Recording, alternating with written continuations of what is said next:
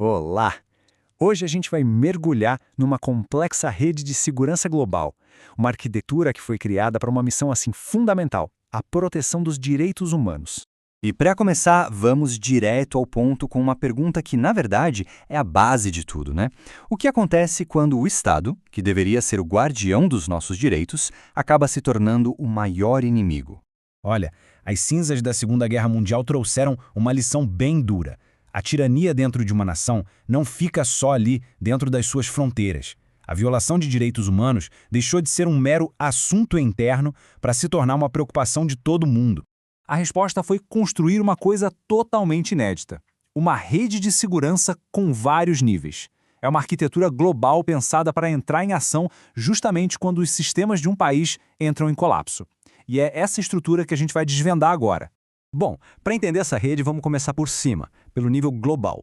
E lá no topo, a grande arquiteta desse sistema é a Organização das Nações Unidas, a ONU.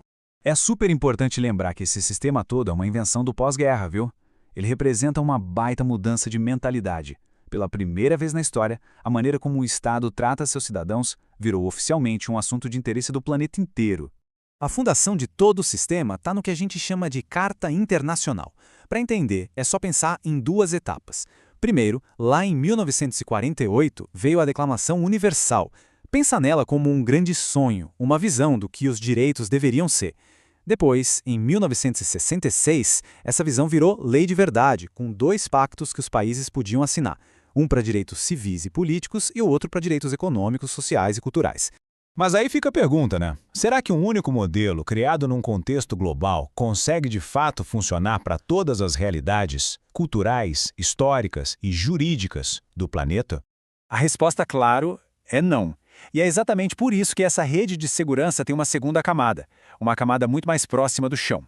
Os sistemas regionais que basicamente adaptam esses ideais globais para a realidade de cada lugar.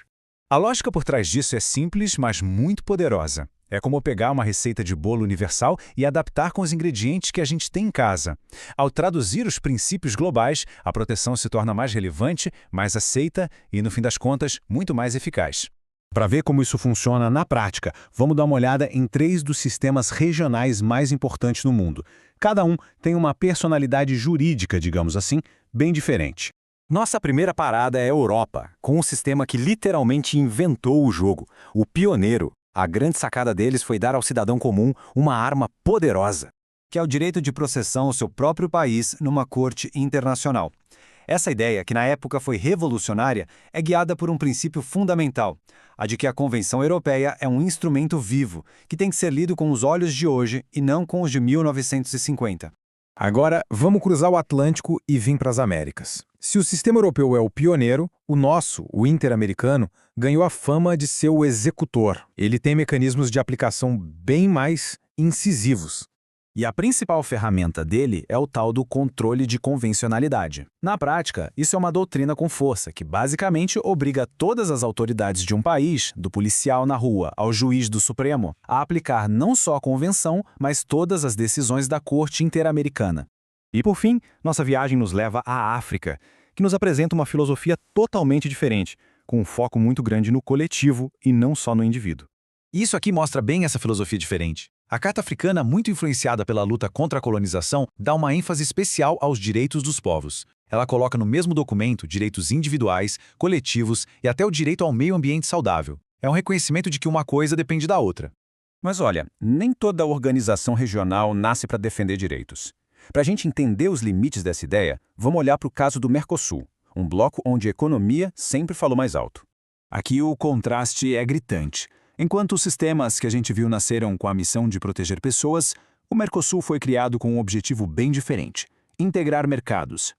Então, onde é que os direitos humanos entram nessa história? Eles funcionam como uma espécie de cláusula de entrada. A democracia é uma condição para participar do bloco. O sistema só é ativado em grandes crises, como um golpe de Estado. Ele não foi feito para o cidadão comum reclamar de uma violação. É um mecanismo político não judicial. Ok, então a gente viu a camada global, a regional e até mesmo a política. Mas tudo isso nos leva a uma pergunta essencial. No fim das contas, de quem é o dever de agir primeiro? E a resposta está num princípio-chave: a subsidiariedade. O que isso quer dizer? que toda essa estrutura internacional gigantesca é, na verdade, um plano B. Essa rede de segurança só entra em campo como último recurso, porque a primeira e mais importante obrigação, a de proteger e fazer justiça, é sempre do próprio Estado. Este fluxo mostra bem o caminho na prática. A violação acontece. A pessoa ou o grupo afetado precisa primeiro buscar justiça em todas as instâncias do seu próprio país. Só depois, se essa busca falhar, se todos os caminhos internos se esgotarem, é que a porta do sistema internacional se abre. O que nos deixa com uma reflexão final. Em um mundo formado por estados soberanos, onde a aplicação de qualquer decisão internacional depende da vontade política de cada um, qual é a força real dessa rede de segurança que a gente construiu? Então ficamos por aqui, curte, comente e compartilhe. Até o próximo vídeo. Acadêmico Marcos André Zeninte dos Santos Galvão, Academia de Direito.